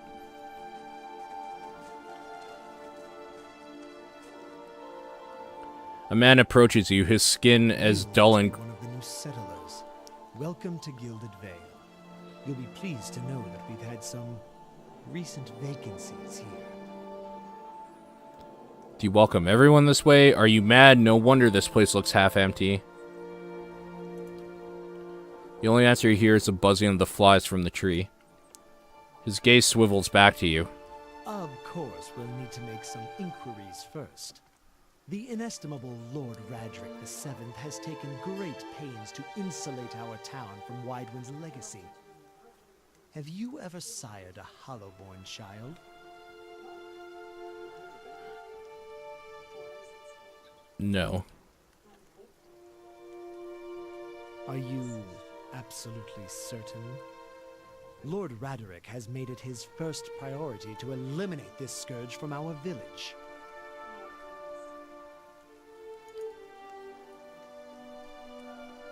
I should warn you, stranger. Here in Gilded Vale, we have a special place for dissidents, charlatans, and those who would hide a curse in our midst. Wow, okay, that's a lot of talking. His lordship's wife is with child and due any day now. Without his approval, I shan't be able to find you a permanent settlement.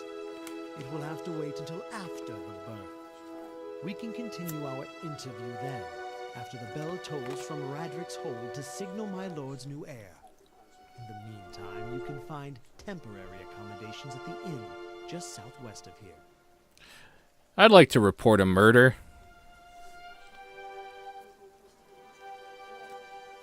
Okay, no reading, I guess. The magistrate raises a brow. As is your duty, what has happened? The man called Naunton has killed his friend Pearly out in the wilds. A cruel and cowardly deed, if indeed it occurred at all. What evidence do you have? I'll go find some. These are not accusations to make lightly. If you have any other questions, don't hesitate to ask. It's important that everyone in Gilded Vale understand our rules. I've been feeling strange ever since the close call with Biowek. Is there someone in town who could help? The magistrate frowns. Whatever your problem... Okay, there it is. It sounds like a matter for an animancer. However, the only animancer in Gilded Vale isn't in any condition to speak. Consider yourself fortunate. After she failed Lord Radric, we saw to it that she wouldn't profit from the misplaced trust of others. A bad cure is often worse than none at all. But if you're set on finding a bottle there. Set on finding a bottle of troll piss or a dead Audra pebble to rub on your forehead, you're welcome to check her pockets. A little corpse stink is nothing when you're digging for shit. My advice, however, is to be satisfied that you escaped and leave it at that. You said something about Hollowborn and Widewind's legacy before. He blinks. And he's not going to read this. I forget that you foreigners do not have this curse in your homelands. The Hollowborn have been a scourge upon the Darwood for almost 15 years now. He lowers his voice to whisper, children born without souls. He shakes his head. Pitiful, dumb things that breathe, barely, but do not truly live. Some say the Hollowborn are a disease. Some say they're a punishment from the gods. He raises his empty hands. In truth, no one knows. but they began spreading after the Saints' War, and so the name Waidwin's Legacy stuck in honor of that foul, blasphemous pretender. His voice shakes with vitriol. I see. Lord Raedric's decrees may seem strict at times, but he has our best interests at heart. He nods. Before I got here, I saw several people conducting a strange ceremony near some ruins. He regards you carefully. You'll want to mind where you mention that. Trespassing on Angwithan ruins is illegal, not to mention dangerous. You probably saw someone attempting a new ritual to appease the gods. People will try anything these days. Barath have mercy. We certainly have. I don't think so. Just as they finish, there was a bivouac. He polishes his spectacles on his sleeve. If you'd been that close to a bivouac, you wouldn't be standing here. You're such a son of a bitch. Keep out of... Okay.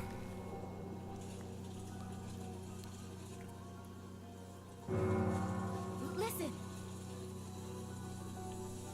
2 tolls. Let that be the last. 3. Gods have mercy. 3.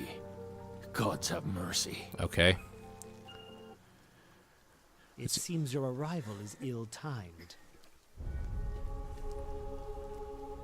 3 bells toll only for the death of a Radric. I fear Lord Radric's heir is lost, or else Hollowborn, and so lost all the same. You should tread carefully. Circumstances have changed a great deal. What do you mean?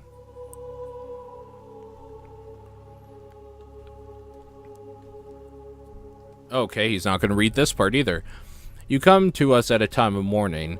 The legacy has struck at the heart of Gilded Vale. Our efforts to redeem ourselves in the eyes of Barath must be redoubled. He sets a steady gaze on you. Does this affect the Lord's offer to new settlers? I can be sure of nothing right now. I advise you get some rest. The inn or a stable for all I care. Find me afterwards and we will know more soon enough. Farewell.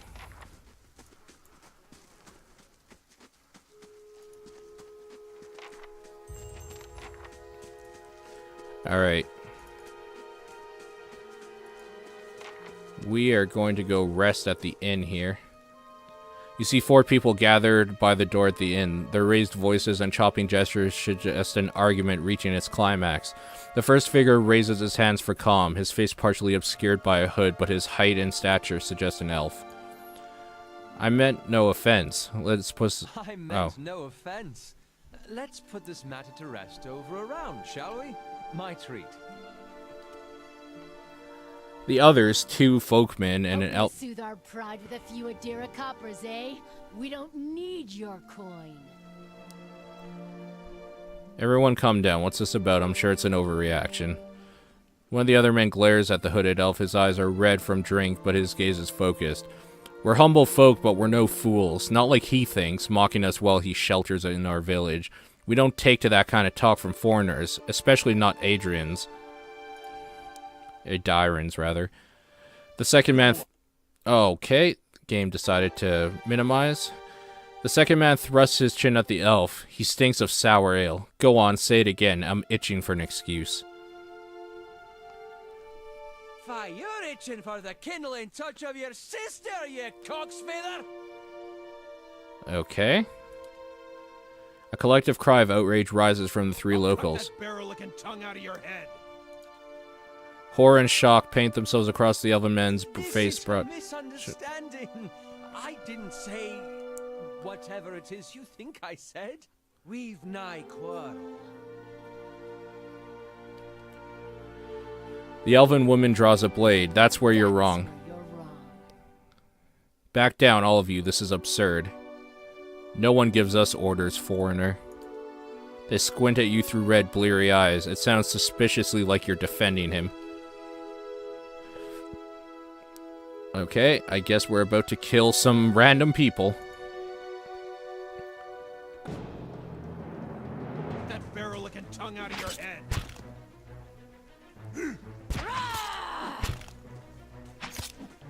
That's it. Wow, that was easy. As the last of the attackers falls, the elf turns to you, the tension almost gone from his smooth face. not quite how I hoped to get to know the neighbors. Thank you for your timely assistance with that awkward situation. Courtesy is a rare pleasure in these parts, though your accent suggests that you are no more local than I. He straightens his hood, and you note the remains of fraying embroidery on his gloves. His boots are caked with the dirt of many months' travels, but the leather work beneath it is sturdy and fine. I suppose introductions are in order after that little fiasco. Aloth Corvusser, at your service. How did you manage to get yourself stuck out here?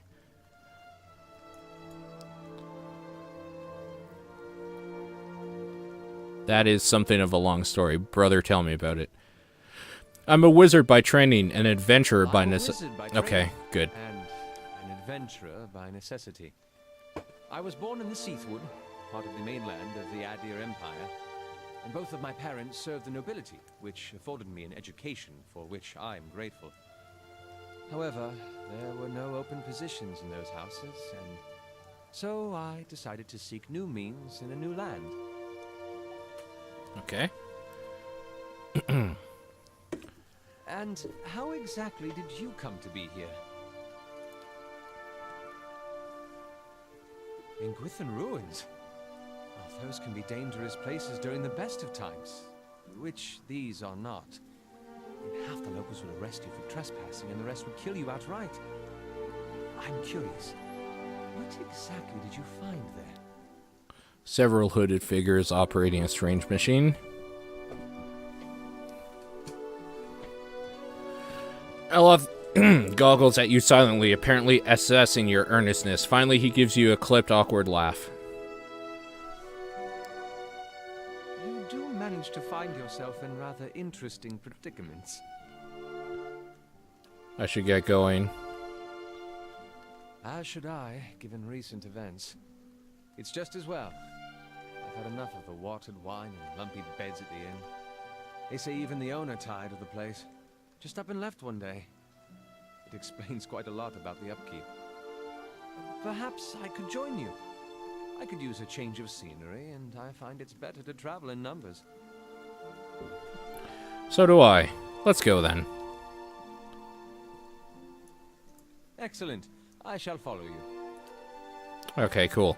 So we got our new dude. It looks like we can group loot, which is great. Now to get some rest at the inn, hopefully. And then I think that's where I'm going to call it for this session here. Okay. We'll deal with that in a second here. Let's see if we can find some lodging. Oh, greetings. Welcome to the Blackhound Inn. Hail and well met. The innkeeper bows her head curtly.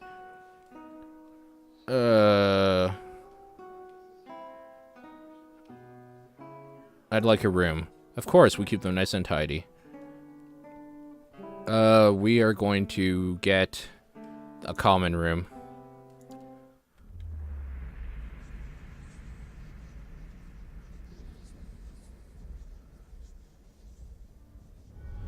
Your sleep is restless and fevered, assaulted by hisses and whispers, blanketed with a suffocating anxiety. You open your eyes to awaken and find yourself in front of Gilded Vale's gallows trees, the creaking of its ropes growing louder in your mind until the sound is deafening. Hanging from the tree is an old dwarf woman whose face has shriveled inward like moldering fruit. Her head hangs limply to one side. As you look at her, she looms larger and larger in your mind until she is mere inches from your face. Suddenly, her head snaps back and her eyes open. There's nothing. They are empty, and behind them is a vast nothingness that makes your stomach drop. Her mouth slowly parts, and with a gust of rancid air, she speaks the words, "Watcher." You jolt awake, the foul smell of the dwarf woman's breath still permeating your nostrils. Sweat runs down your face in thick droplets, and your skin is soaked from the head to toe. You remember the woman. You remember seeing her decaying face when you spoke with the magistrate. He called her an animancer. Though it fills you with a new queasy apprehension, you feel a strange compulsion to see this woman once more, if only to confirm she's truly dead. Okay. So we're rested. We're going to save.